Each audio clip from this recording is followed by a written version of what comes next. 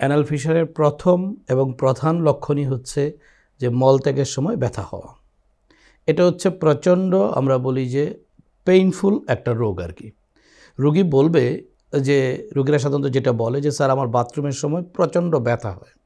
আরেকটা group of patient বলে যে স্যার আমার বাথরুমের সময় প্রচণ্ড জ্বালা পোড়া করে। তাহলে একটা হচ্ছে ব্যথা অথবা বার্নিং বা জ্বালা পোড়া করা।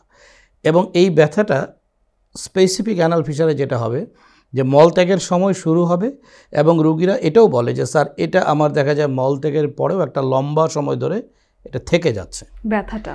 ইভেন আমরা সেটাকে গ্রেডিং এইভাবেই করি, আমরা রোগীকে জিজ্ঞেস করি কত সময় থাকে। কিছু কিছু রোগী এসে বলছে স্যার না, মলত্যাগের পরে এটা ভালো হয়ে যাচ্ছে, মানে ইনিশিয়াল ডিজিজ শুরু হয়েছে। অনেকে দেখবেন এরকমও বলছে যে স্যার আমি সকালে বাথরুম করেছি, সেটা দেখা যাচ্ছে আমার সন্ধ্যা পর্যন্ত ব্যথা থাকছে। তার মানে এটা গ্রেডিংটা অনেক বেড়ে গিয়েছে। ঠিক আছে, তাহলে একটা হচ্ছে ব্যথা। আর রক্তপাতটা সাধারণত অ্যানাল ফিশারে খুব বেশি হয় না। এটা একদম স্পেসিফিক আমরা যদি বলি যে মল ত্যাগের সময় বা মলের সাথে মিশিয়ে একটু রক্ত আসে।